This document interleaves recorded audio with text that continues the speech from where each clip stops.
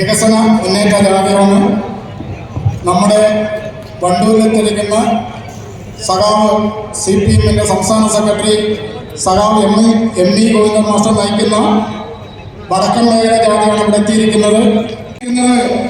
K Saleela സഖാവാണ്.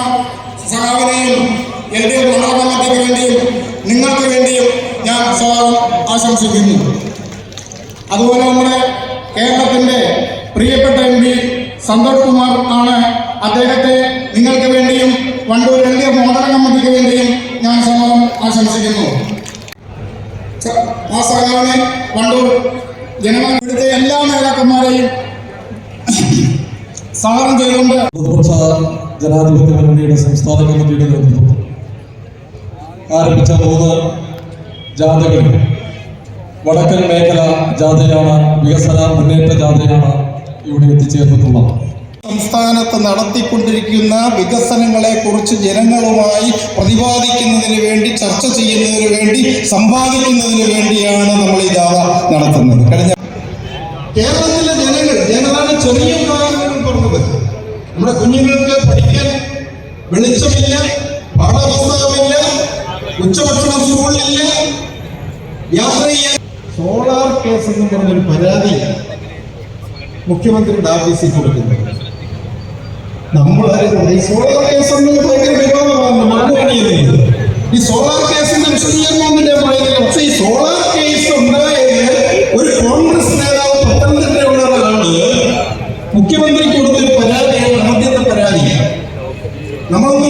മുഖ്യമന്ത്രി തിരിച്ചു വരുന്നതിന് മുമ്പ് തന്നെ ഞാൻ ഓർമ്മിപ്പിക്കുകയാണ്, മുഖ്യമന്ത്രി ആവശ്യത്തിന് 3 സ്റ്റാഫുകളെ ജീവനക്കാരെ, ഒന്ന് ജോപ്പൻ, 2 ജിക്കുമോൻ, 3 നമ്മുടെ VS പേര് പറഞ്ഞു ഗൺമോൻ. ഗൺമാരെയാണ് ഗൺമോൻ എന്ന് വിളിച്ചത്. ഈ 3 പേരെ മുഖ്യമന്ത്രി ഓഫീസിൽ നിന്ന് ഒഴിവാക്കി. ജോപ്പനെ അറസ്റ്റ് ചെയ്യും. ഇതാരാ ചെയ്തത്? പിണറായി വിജയനല്ല. ഇത് ചെയ്തത് തിരുവഞ്ചൂർ ആഭ്യന്തരമന്ത്രി. ആരാണ് ആഭ്യന്തരമന്ത്രി? UDF ഗവൺമെന്റിലെ ആഭ്യന്തരമന്ത്രി. മുഖ്യമന്ത്രി സ്ഥലത്തില്ലാത്തപ്പോൾ അദ്ദേഹത്തിന്റെ ഓഫീസിലെ 3 ജീവനക്കാരെ അറസ്റ്റ് ചെയ്യുകയും പുറത്താക്കുകയും ചെയ്തു. എന്തിനാണെന്നറിയാമോ?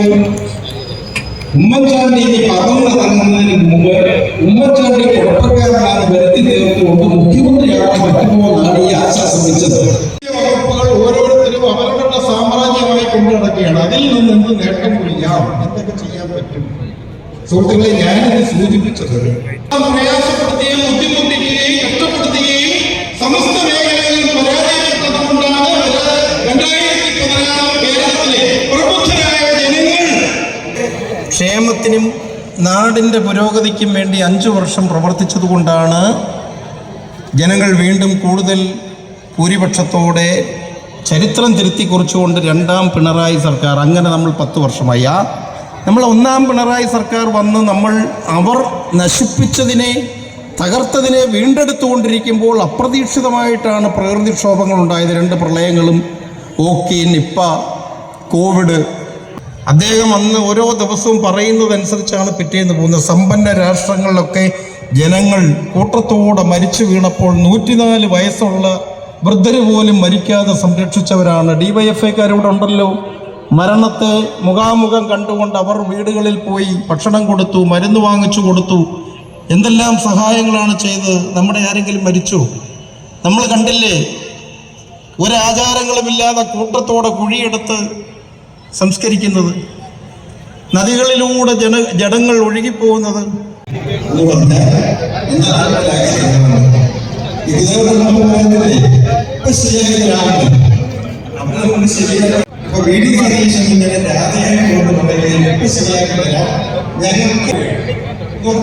പുതിയ ആളുകളാണ്.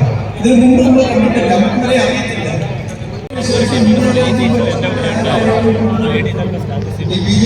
വിദേശകാര്യങ്ങളെല്ലാം കുറച്ച് പ്രാവശ്യം മോഡി എലിസബത്ത് രാജ്ഞിക്ക് ശേഷം ലോകത്തെ ഏറ്റവും കൂടുതൽ പ്രദേശങ്ങൾ സഞ്ചരിച്ച ഒരു ഭരണാധികാരിയാണ്. അവരെ സഞ്ചരിച്ചു, അവരെ കൂടെ പങ്കെടുത്തു.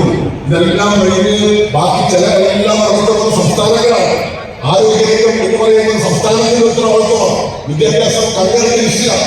ഇങ്ങനെ ഏറ്റവും പ്രധാനപ്പെട്ട സ്ഥലങ്ങളാണ് സംസ്ഥാനങ്ങൾ നേടിയിരിക്കുമ്പോൾ അവർ കൊടുക്കുമ്പോൾ അവർക്ക് പദങ്ങൾ GST ഏർപ്പെടുത്തിയതോടുകൂടി ഗണ്യമായ ഗണ്യമായ പുറത്തേക്ക് പോകുന്ന സാഹചര്യങ്ങളുണ്ടായി.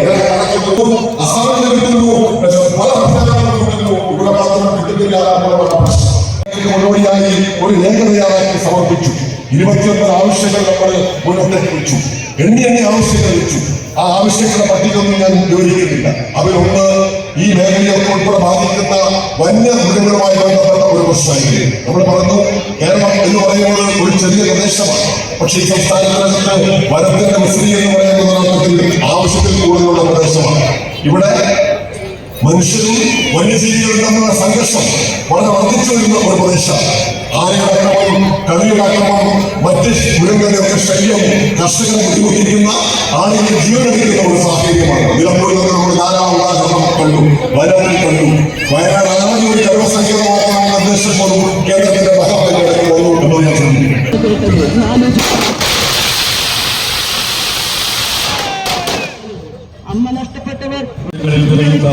സദസ്സിനെ അഭിവാദ്യം ചെയ്തുകൊണ്ട് സാമ്രാജ്യത്വവിരുദ്ധ പോരാട്ട ഭൂമികയിൽ മതേതര മലപ്പുറത്തിന്റെ മനസ്സുകളുടെ ഹൃദയാഭിവാദ്യങ്ങൾ ഏറ്റുമാറിക്കൊണ്ട് വിപ്ലവ കേരളത്തിലൂടെ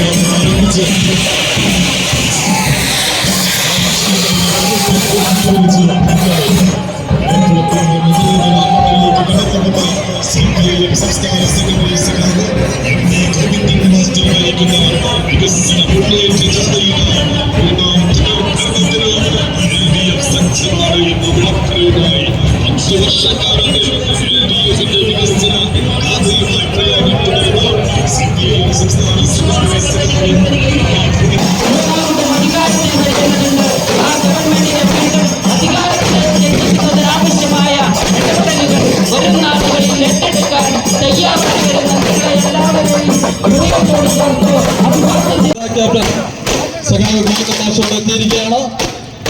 ഈ ജാഥ സ്വീകരണ പരിപാടി അഭിസംബോധന ചെയ്തുകൊണ്ട് കേരളത്തിന്റെ വിപ്ലവ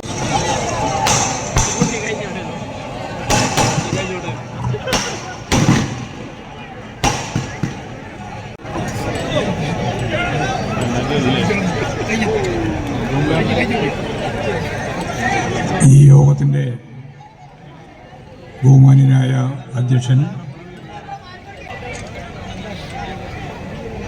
ഇവിടെ വേദിയിലുള്ള ഇടതുപക്ഷ ജനാധിപത്യ മുന്നണിയുടെ സമുന്നതരായ നേതാക്കളെ, സഹോദരന്മാരെ, സഖാക്കളെ, സുഹൃത്തുക്കളെ, വളരെ മണിക്കൂറുകളായി നിങ്ങളിവിടെ ഈ പരിപാടിയുടെ ഭാഗമായിട്ട് ഇരിക്കുകയാണ്. വളരെ താമസിച്ചു മാത്രമേ ഈ ജാഥയ്ക്ക് ഇവിടെ എത്തിച്ചേരാൻ സാധിച്ചിട്ടുള്ളൂ. ബഹുമാന്യനായ കേരളത്തിൻ്റെ മുഖ്യമന്ത്രി സഖാവ് പിണറായി വിജയൻ ഉദ്ഘാടനം ചെയ്ത ഈ ജാഥ കടന്നു വന്ന എല്ലാ സ്വീകരണ കേന്ദ്രങ്ങളിലും പതിനായിരക്കണക്കിന് ആളുകളാണ് ഈ സ്വീകരിക്കുന്നതിന് വേണ്ടി ഒഴുകിയെത്തി ഞങ്ങളെ സ്വീകരിച്ചിട്ടുള്ളത്. ഇവിടെ നിങ്ങൾ വിചാരിക്കും ഇവിടെയാണ് ഏറ്റവും വലിയ സ്വീകരണം. എല്ലാ സ്ഥലത്തും ഇത് തന്നെയാണ് അവസ്ഥ. ജനങ്ങൾ ഒറ്റക്കെട്ടായിട്ട് മുന്നോട്ടേക്ക് വരികയാണ്. അപ്പോഴാ കുഞ്ഞാലിക്കുട്ടി പറഞ്ഞത് ബംഗാളികളാണ്. നിങ്ങളുടെ ബംഗാളികളാ? കുഞ്ഞാലിക്കുട്ടി കുഞ്ഞാലിക്കുട്ടി ലീഗിന്റെ നേതാവ്, അദ്ദേഹത്തിന്റെ മണ്ഡലത്തിലായിരുന്നു ഇന്നലെ പരിപാടി.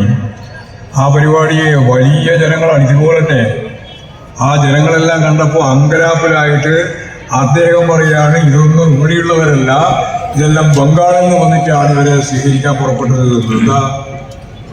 ഒരു കാര്യം ഉറപ്പായി, ഞങ്ങളുടെ കുത്തകയാണെന്ന് ധരിച്ച ഈ കേരളത്തിലെ ഞങ്ങൾ ജയിച്ചതും തോറ്റതുമായ മണ്ഡലങ്ങളിൽ വലിയ മുന്നേറ്റമാണ് ഉണ്ടായിട്ടുള്ളത്. ഈ വണ്ടൂർ നിയോജക മണ്ഡലം ഇടതുപക്ഷ ജനാധിപത്യ മുന്നണി ഇപ്രാവശ്യം നിരന്തരമായ ശ്രമകരമായ ജോലിയിലൂടെ ഞങ്ങൾ ജയിക്കും എന്ന പ്രഖ്യാപനമാണ് നിങ്ങളെല്ലാം മുഖത്ത് ഞാൻ കാണുന്നത്. അല്ലേ? ആണോ?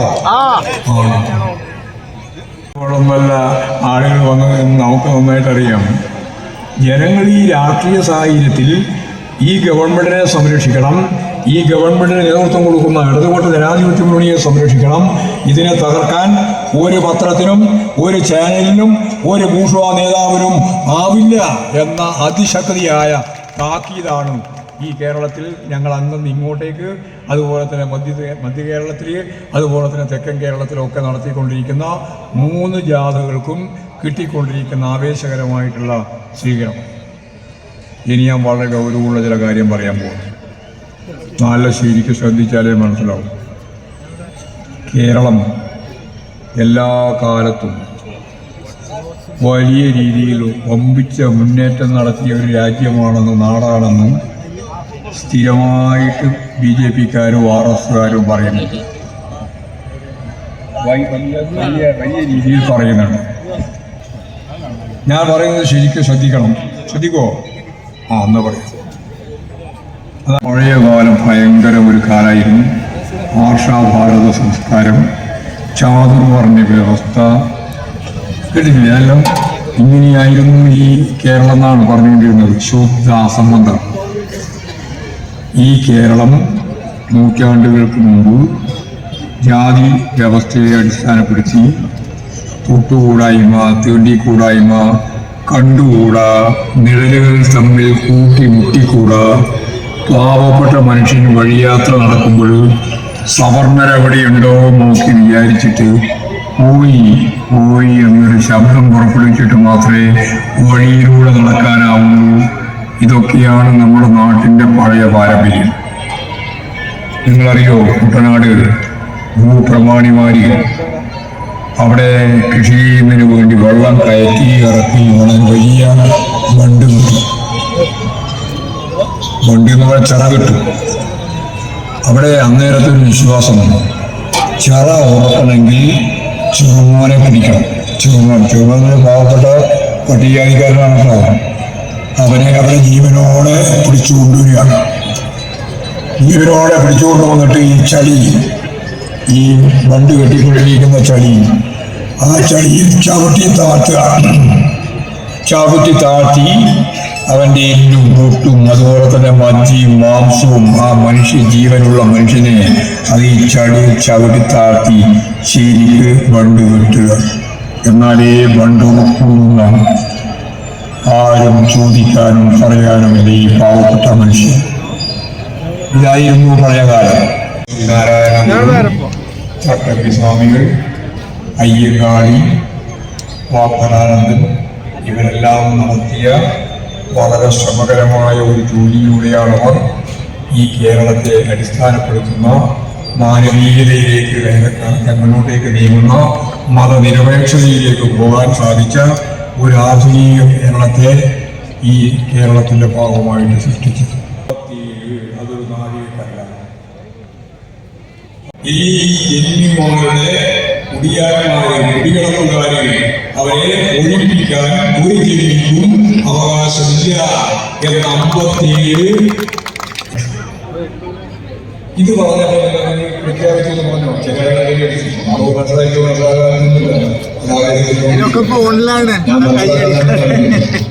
ഇങ്ങനെ കുടി ഒഴിപ്പിക്കരുത് എന്ന് പറഞ്ഞപ്പോ എന്താണ്ടായ ഈ പാവപ്പെട്ട അവരുടെ മഹാദോഷമാണ്. കുടികിടക്കുവാൻ കഴിയാൻ പാടില്ല. അവർ അപ്പോൾ മലയാളത്തിലൊക്കെ കുറവുണ്ട്, അതിന് കിട്ടിയാൽ ഉണ്ടാവും. കേരളത്തിൽ 57 ഏപ്രിൽ 12 മുതൽ 5 ജനത രൂപപ്പെട്ടു വന്നു. അതിന്റെ തുടർച്ചയിലാണ് 57 കഴിഞ്ഞ് 67 കേരളത്തിൽ പഠിക്കുക. അത് വെറുതെ ഇറങ്ങിപ്പോയതല്ല, അതിന് ഇറക്കിവിട്ടതാണ്. 57 കഴിഞ്ഞ് 67 കൊന്നു. 69 ഒക്ടോബർ 14 കാർഷിക ഭൂവൽക്കരണ ഭേദഗതി നിയമം കൊണ്ടുവന്നു.